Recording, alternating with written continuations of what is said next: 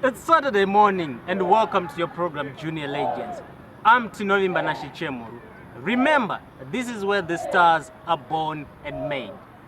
Today we are at Churchill High School where we are going to be told of what's ahead of this year's school's rugby season. We are going to be talking to some of the players as well as the coach, Jeff Madaki, the man behind all the success which the Bulldogs have experienced. He was once a student here at Churchill and once played for the Bulldogs. He was their captain at some point. He had a successful rugby career here in Zimbabwe. Then he went to the UK where he stayed for close to 10 years and he played for some clubs there. He decided it was high time to come back home and nurture the talent. So he came here. He's now the coach of the Bulldogs here at Churchill High School. Jeff, welcome to Junior Legends. Thank you very much. My pleasure.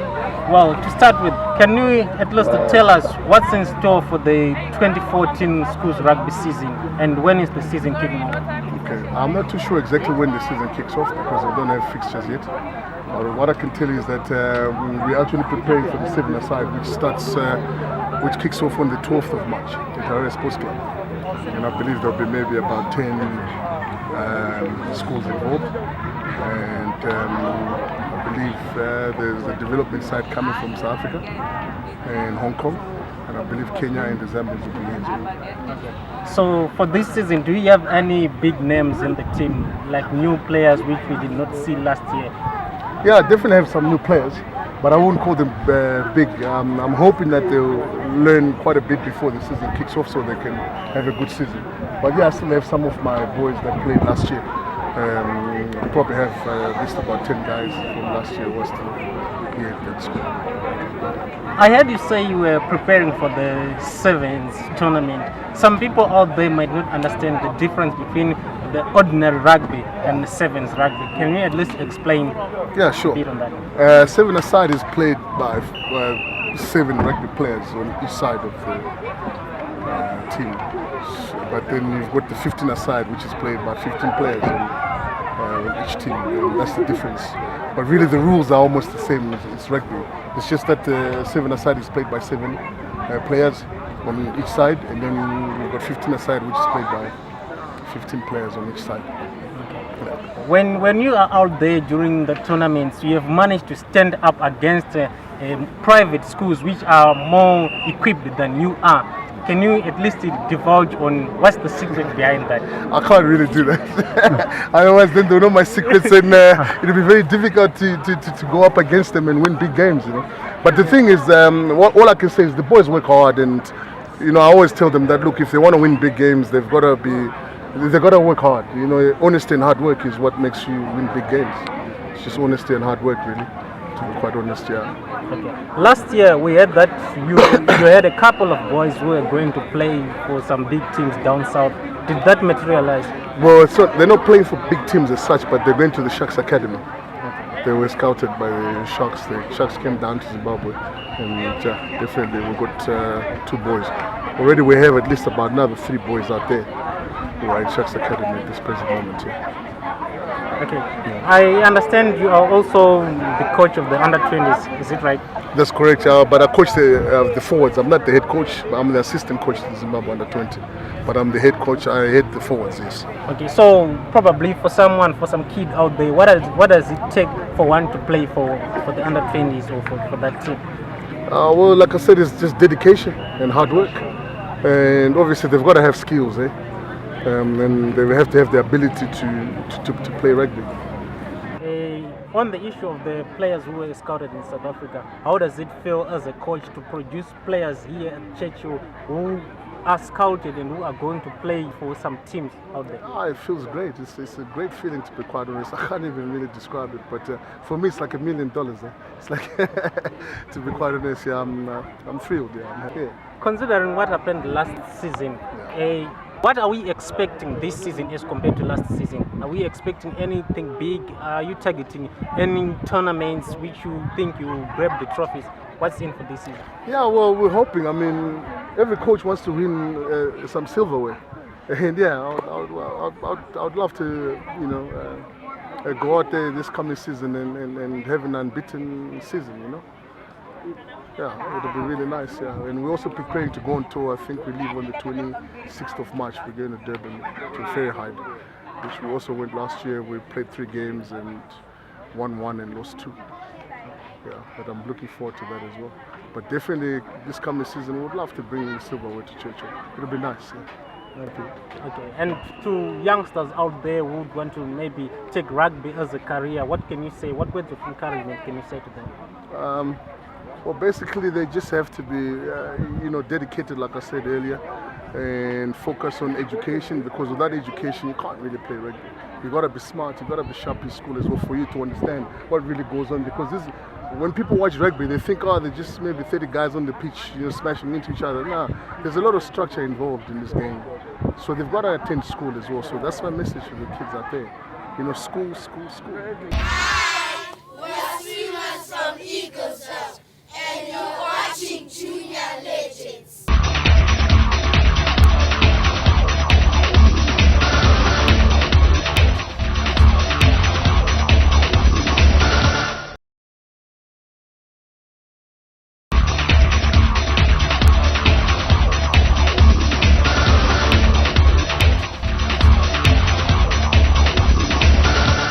We also spoke to Coach Bob, and this is what he had to say. Hi, this is Bob Farai Mahari at Churchill, coaching first team squad, which is first, seconds, and thirds, helping out Jeff Madaki and our headmaster at Churchill to try and get the Bulldogs where they're supposed to be at number 1. The Bulldog is the mascot. It's the mascot for Churchill. It's the British Bulldog, which is the mascot for England. So that's where it was adopted. But it's very, it does capture the spirit, the essence of who we are. Because a bulldog is a smallish dog, but it's got a big fight in it. And we always say it's not about the size, it's always about the size of the fight in the person. And that's the bulldog. So it's an ample mascot for what we represent as a school and as a rugby team. At Churchill, as you know, the Bulldogs is, a lot of people think it's just about rugby, but it's not. There's actually more to this than the rugby. The rugby is the cherry on top. It's more about a culture of success. Trying to teach youngsters how to compete in an environment which is very competitive, where they are at a disadvantage, but they start using problem-solving methods to succeed. So just because you don't have the financial resources at that moment doesn't mean you still can't succeed. And I think that's really the story behind the Bulldogs. But that's really the main story. People think it's all about rugby, but this is really about success for life. These are life lessons from corporate. Putting in a day's work is in any industry. And then the other challenge is, okay, so fair enough, I don't come from a great background, so what do I do to allow myself? I can't take supplements, so I have to eat better, I have to think outside of the box. How do I train when I don't have a gym where everything is? Guess what? Nature has got everything to work with. So I think that's kind of what Jeff Madaki and myself have tried to implement with these guys. But it's more, it's a culture that we're trying to produce of success. And I think it speaks for itself. I think in the last 3-4 years, I don't think there's any school that's produced more players on scholarship for rugby than Churchill. We don't have great resources, but guess what? They're getting it done. And it's not us, it's the kids. There's a wonderful spirit, there's a wonderful energy about being in this institution. I think it also comes obviously from leadership and being the headmaster, and that they've allowed us or given us a conducive environment to do what we do in terms of coaching. But yeah, we've been very fortunate that we've got a great bunch of kids who want to work hard and who want to succeed. Churchill is not like most of these other schools where firstly you got to have a lot of money, or secondly you have to have the right grades. There's most schools when you get to grade 7, you got to go with 4, 5, 6 units to get into school, and then they come into that school, and then so then their pass rate is pretty good, but it's actually an artificial pass rate.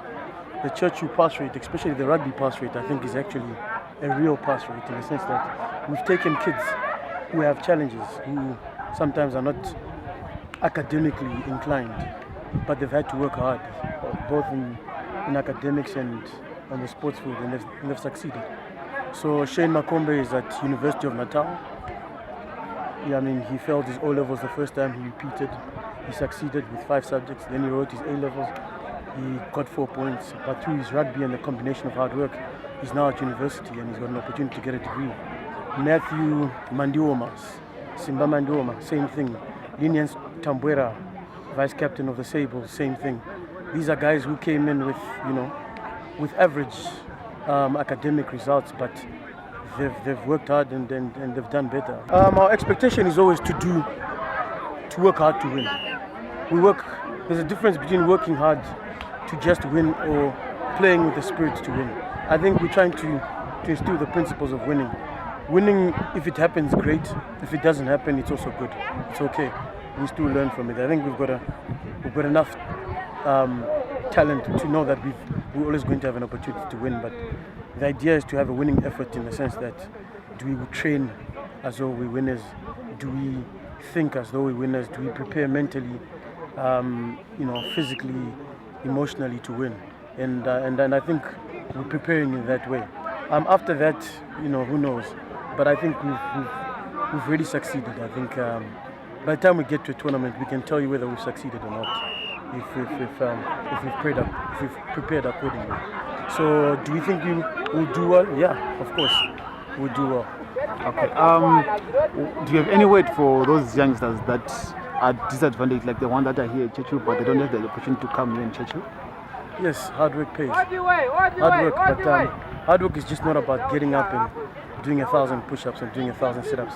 It's about working smarter, understanding your body, working hard in school.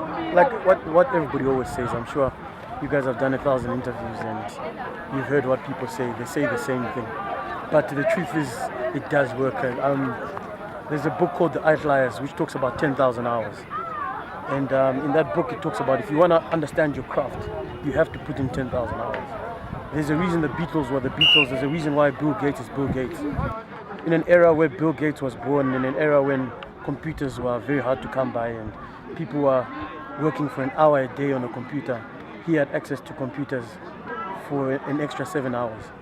So he had 7 hours over every other person who was working for an hour. So if you work hard at something and you put in the hour, but if you think about what you're doing and you put in the hours, I think you will reap the benefits. And I mean, like I said to you, in the last 3 years, we've had 13 guys go on scholarship and we've got more going to New Zealand now.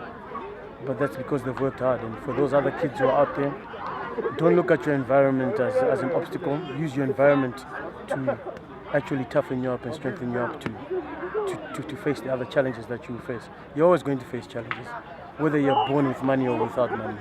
Even those with money have got their own challenges. They've got their own fears. They've got fears of losing money. And then the people without money have got fears of how do I get money, So everybody's got their own fears. But it's about, I think having a passion, identifying what it is you want, then setting goals and setting plans on how to go about it. And then not being scared to get the right people to support you. Because everybody needs support, needs technical knowledge. And they always say the smartest person is a guy who says, I don't know. Because then somebody will tell him how to go about it. So, for the kids out there who are trying to work hard, try hard, but also, ask, go to schools near you, go to institutions near you, find out how do you do it. Because some of these things seem scarier than they are. A lot of these things are intimidating. How do you get to first team rugby? I mean, I remember being a kid, I wanted to play first team rugby at Lomagandi, and it was intimidating because I was under 13 and I was seeing these big guys who look like icons to me, international. I mean, they look bigger than life. But you grow, you're under 13, then you play 14As, then 15Bs, 15As, then 16As, and then before you know it, seconds, and then you're first. So step by step, not everything, Rome wasn't built in one day, so we need a bit of patience and some hard work. Hi, this is Josh Mukuraja from Churchill, and you're watching Junior Legends.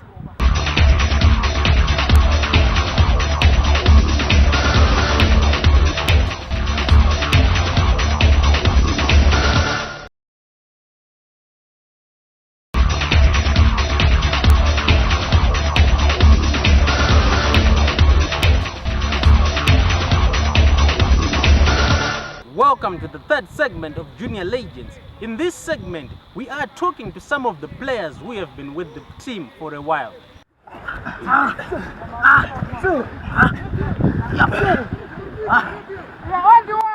Well, playing rugby is a very, very tough thing to do. Well, some are in there just for fun, while others will take the sport seriously. Right now, I'm joined by Joshua Mukrajja, and we want to hear his side of the story, what he thinks you will do with rugby. So, Josh, will you focus on rugby as the main thing in your life, or you just play for some time, get a degree, go to university, or you remain a rugby player? Well, I want to take on rugby full time, but I also want to take on structural engineering, and it'd be nice if I can do both. So I really don't have anything I want to put before the other yet. So is it viable to say you will do engineering and rugby at the same time? Can that be managed? Yes, it can. I mean, we've got the likes of Dan Carter, New Zealand fly-off, and he's managing, so I'm sure I can do it too. Okay. What are your expectations for the upcoming tournaments? What do you expect out of those tournaments? I hope to make Zimbabwe under-18 Craven Week. Hopefully this year or next year, because I get to face guys from South Africa, and that's healthy competition for me. Okay. Yeah. Thanks, Joshua, for coming with Junior Legends. With me here is Rikomborero Mzorewa, and we would want to hear from Rico how he started playing rugby and how did all this start. Rico, I understand you are a great rugby player here at the Bulldogs. When did you start playing rugby and how did it start? I started playing rugby Form 1, 2001, 2011 when I came here. That's when I started playing rugby, and I had great coaches. That's why this school and this rugby team is so achieving, because it has people who are eager to improve the sport and love it too. So how did all this rugby thing start? Was it something you had a passion for from a tender age, or you just started playing rugby in Form 1 maybe after seeing other guys from your class doing it? I started playing rugby because I loved rugby, because my older brothers used to play rugby, so I had a passion for rugby. Okay, so are there people out there, rugby players, whom you say they inspire you, whom you look up to? Yeah, the number 7 for France, the flank. Okay. Yeah. What's so special about him, which you would say, no, I want to emulate this guy? He has love for the team, he works hard, and he's always there for the team. Yeah. Okay, what can you say to other juniors out there who would want to take rugby, who would want to play rugby as a sport? I would say to them, follow your heart and do what is right, because trust your heart, and whatever your heart tells you to do, it's always right. Okay, thanks my man for coming to Junior Legends. Thank you, sir. Well, Zeph, can you at least tell me about yourself, who Zeph is and what you like? Okay, my name is Zephina Jones Bukomo, and I play rugby. I play 2 positions in rugby, which is centre mid. And what I like to do in my spare time, I like to go to church, chill with my friends, and just have fun with my family. Okay, I understand you have got a tournament which you are preparing for in early March. What are your expectations for that tournament? What are you promising us as a player? As a player, we're going to promise victory for our team and our school. And I believe that guys in the field that we're going to do good things on that tournament. And I believe they're going to win. What can you say to other guys who are out there who want to play rugby? The chances here. Rugby is a good sport, and I believe that if you put out work and your effort, you go far in this game.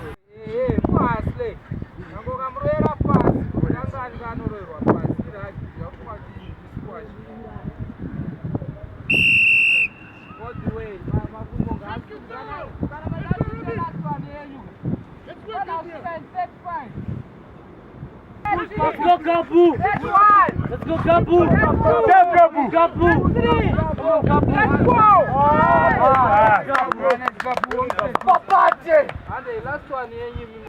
My name is Gabriel Papati. I come from South Africa. I live in Tino South. I'm a Chechu student. I just wrote my Form 4 last year, so I'm waiting for my results. What I like the most is my game, rugby. And what I like in the game is just the pain in it. The pain in the game. It's not easy. You can't just wake up and say, today I'm going to play rugby. It's not going to be easy like that. So that's the thing I like the most in the game. Okay, when you refer to pain there, you actually frightened me, and I'm like, for someone like me, I would say rugby is a dangerous game, which is full of injuries, where you being taken down. What can you say about that? Rugby is not that dangerous. Only people outside watching, they think it's dangerous. It's only that we get dirty, but we play clean. That's all about rugby. Yeah, that's why you see we always keep on training, get in the gym at least 3 times a day. If you don't do that, it's going to be hard for you to play. Okay, have you had any serious injuries yourself? Yeah, last year I got a shoulder injury and an ankle injury, right ankle injury. Okay. Yeah. Can you at least tell Zimbabwe what exactly can one do with rugby? Okay. With rugby, you can go far. It's my own philosophy. You can go far.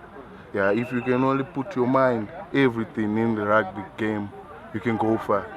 Both with your education, I promise you, Zimbabwe, you can go far. Okay.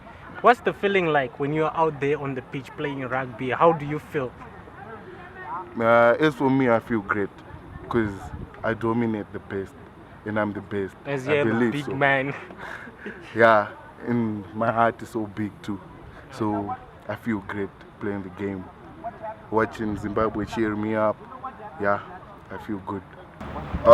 At the moment I play cricket, both cricket and rugby, but then for this season I have to concentrate more on rugby because we've got a tour that's coming up on the 28th of March, and I just like the intensity and the sportsmanship that's there when you play rugby, and you get a great feeling when you play rugby more than other sports.